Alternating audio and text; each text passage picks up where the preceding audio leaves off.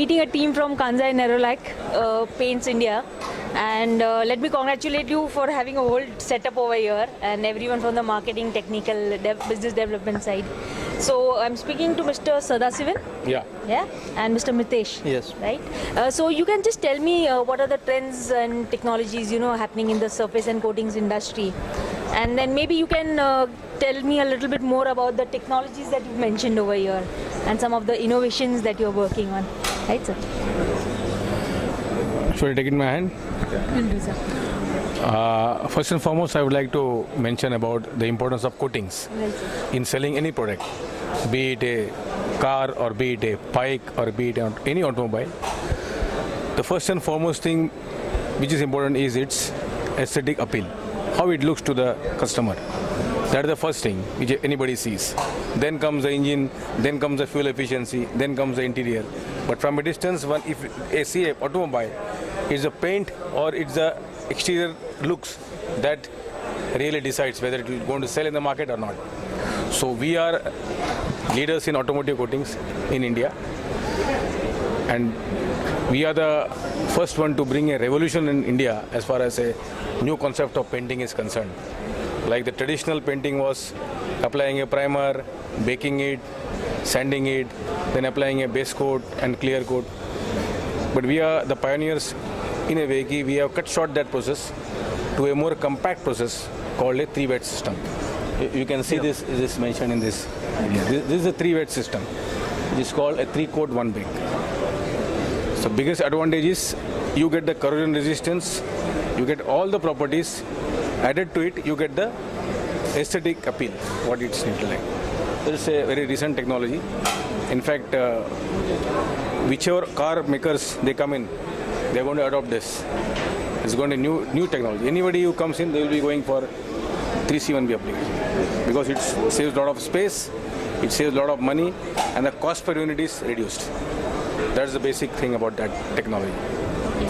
Sir, in terms of challenges for the surface and coatings industry, could you tell me some of the challenges that you face as a surface and coating industry stakeholder? The most important challenge is to improve or increase the life of a car. That is the biggest challenge for a company who is in this coating business. Like the paint should withstand till the engine is there. That is a final target of any paint supplier or a coating supplier. So I would say the biggest challenge is to withstand against all these environmental conditions so that the paint will remain for years to come. So that is the biggest challenge as a coating specialist. As a economist or as a person looking in other angle, I think a marketing person can say more about it. Right, sir. So then, as a marketing perspective, what would be the challenge? No doubt, being from marketing side, we look at world from different angle. Actually, our main concern is that different substrates are getting introduced to the coating world. It's like earlier only metal vehicles used to be there. Now half the parts are converted to plastic. At the same time, rubber parts are increasing. Then in metal also earlier only MS or castings used to be there. But now aluminum, just to lightweight the vehicle, new surfaces are getting introduced. That is your aluminums are there, and a few people have started using copper and many other metals. So a toughest challenge for us was to run behind the surfaces, because if I am getting a new technology to market and suddenly my surface is getting changed, then where will I put that technology? So our technical, definitely they had played a major role in this by introducing a new multimeter primer. That they have got such a nice product that it adheres on almost all the different metal surfaces. So these kind of technologies are required, and innovation is prime thing, without which marketing cannot do their role. It's like if you get innovative product, then only I can go to market and market for that product. So see, overall paint businesses, we have segregated into different parts as per the need of the product, as per the convenience of the product. For example, earlier it used to be only industrial paints and decorative paint. Now we have chopped down industrial into two: automotive and performance coating group. Further, we have chopped automotive into two parts. One is OEM business, one is aftermarket business. In performance, we have further bifurcated into or maybe two first, that powders and liquids. So whatever is powder, otherwise it's liquid. So in liquid, further bifurcations are there in terms of general industrial, high performance coating. Further, it is divided into general industrial has got coil coating as a new division, high performance coating has got floor coating. You can see that we are giving floor coating has got its own independent panel. So this is why it is important. So In this point, I would like to add a few lines about it.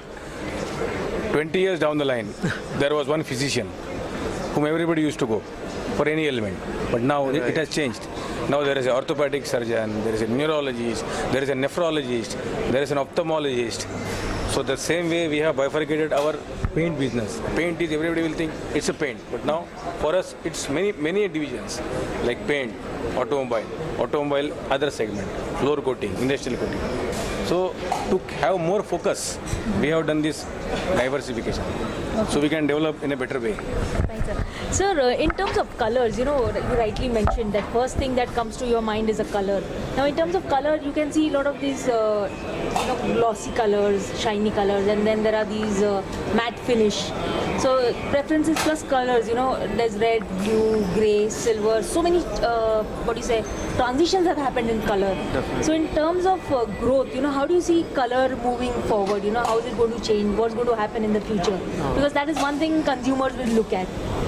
He will again talk about technical, I'll talk about marketing. Regarding colors, Yeah. Again, 5 years back or 10 years back, the customer used to give us a panel and tell us, you give me this color.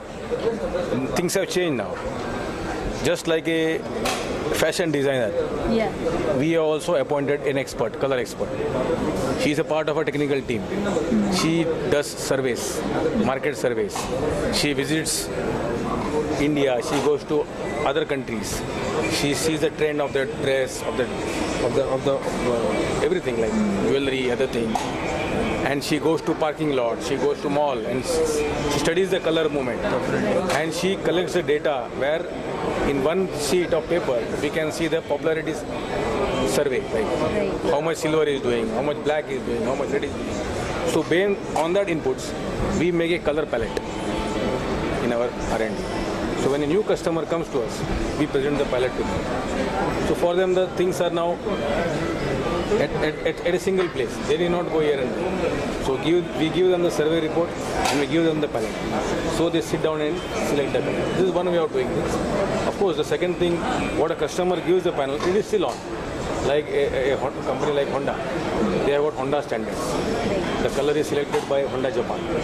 So Honda India cannot introduce any color. So the plaque will come from Honda Japan, it will be given to us and we will make an exact ditto color. But that is not the case with two wheels. Right. We give them an option. Okay, sir. So in terms of Indian preference, you could give me a marketing perspective. What are the colors that are most fast running? What are people looking for? Definitely. See, earlier what used to happen that choice of colors were very limited. People used to prefer blacks or whites or beige, this kind of color. But now slowly trend is going towards, like today's trend, it is flashy color. And you'll have to find out why it is happening. It's just because pocket share is changed. Earlier, if you recollect like 10-15 years back, complete family used to go to select a car. And a father used to see from his point of view that okay, this white will look nice because it is like it suits my personality. Then mother will say okay, this is it will always look clean, this that. But now, like a 50 years old person used to purchase a car. But now if you see that cars are available on EMI basis also. Even a like 20 or 4 years guy who is having 3-4 years of work ex and is drawing somewhere around say 40,000 salary. He just have to spare 10,000 rupees and he can purchase his car. And that point of time, with his maturity, what things he will look for? He will definitely look forward for a fashion. That when I'm taking out my car, how many people are saying wow. So to get that wow factor, my car should look different. And how it will look different if I use flashy colors. So you see that many cars are vibrant colors, very very dark car. You see, we consider color as an expression. So they express themselves that we are loud, our car should be loud. So this is how trend is going. And future, I don't know exactly, but considering today's trend, you have to, like, if you want to find out a true color which is going to be used, so that time you will have to also consider the fashion trends. So now jazzy fashion trend is going on, and now again people are going towards ethnic. So if they are going towards ethnic, definitely one day trend will be coming that people will still prefer heritage cars or old look or like old kind of models. So this kind of like trend is moving towards that. Okay. Thank you so much, sir. It was very insightful, and I had a nice time talking to you, and wish you all the success with the event, sir. Thank you so much.